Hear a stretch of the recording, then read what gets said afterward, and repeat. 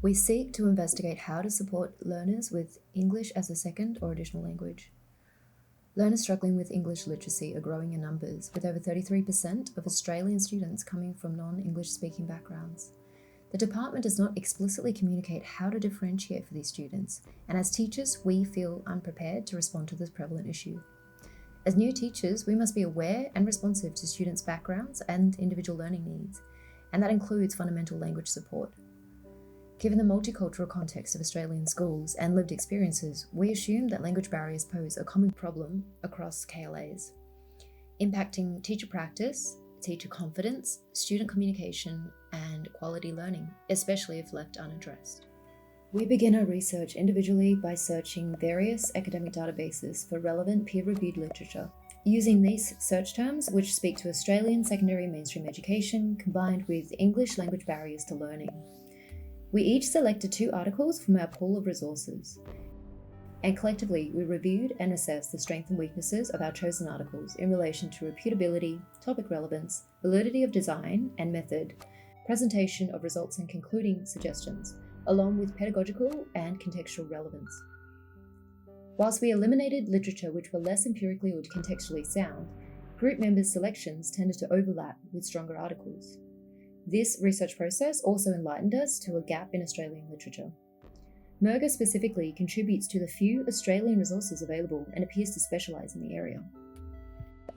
Student diversity in mainstream secondary schools pose a challenge for teachers to provide equitable learning support for all students, including struggling literacy learners.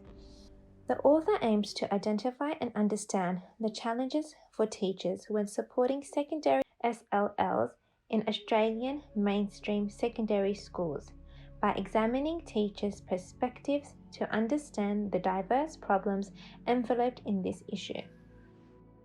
This was a lengthy research article that had multiple key findings. They were all significant and the discussions were in depth. One result was expressed by using Spearman's row correlation test, in which the data was presented in a table format. The article included the questions administered in the study.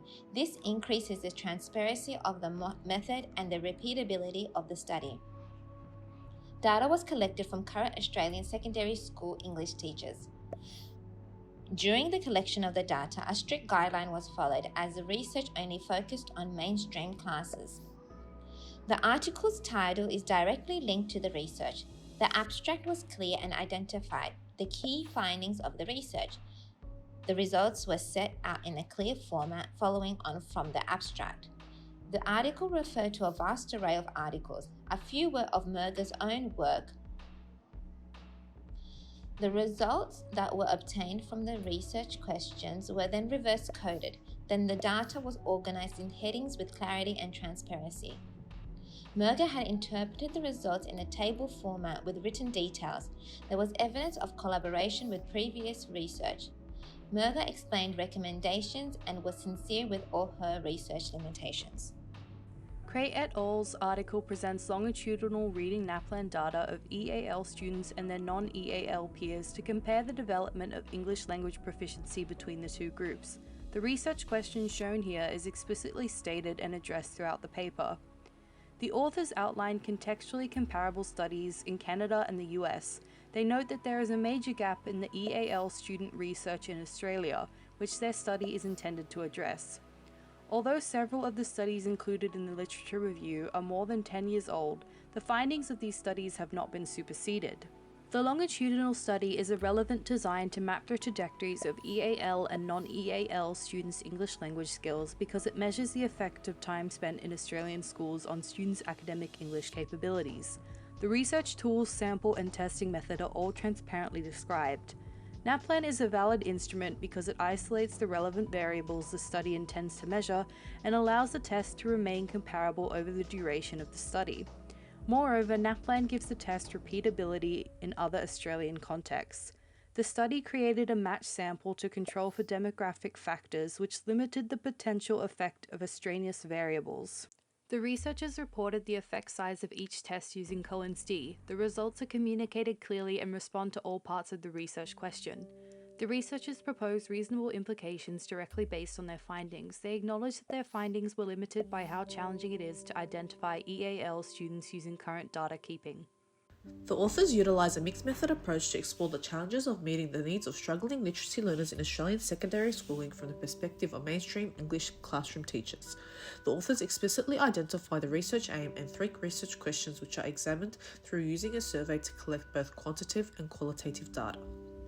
The sources which have been used in the literature review provide contemporary and relevant background information which orientate the readers about the study. The researchers acknowledge that there is a major gap in EALD student research in Australian secondary context which they aim to address with their study. Although there is a gap in research found in Australia, the authors also do not make any reference to any contextually comparable studies. The use of a mixed method approach is an appropriate method to examine the research questions outlined. The researchers use a purposeful sampling method with a focus on Australian secondary English teachers who teach mainstream classrooms. This may limit the researcher's scope of study and the findings may not be relevant for other groups.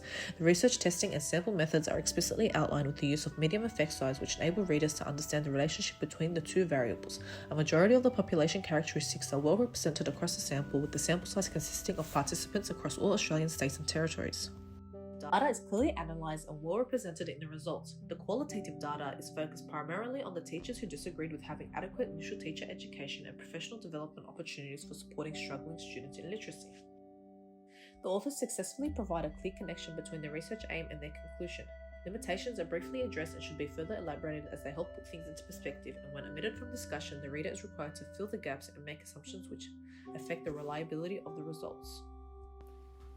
The lack of research uncovered has implications for secondary school teachers who may find that they are lacking empirically justified teaching strategies to differentiate their practice for EALD learners.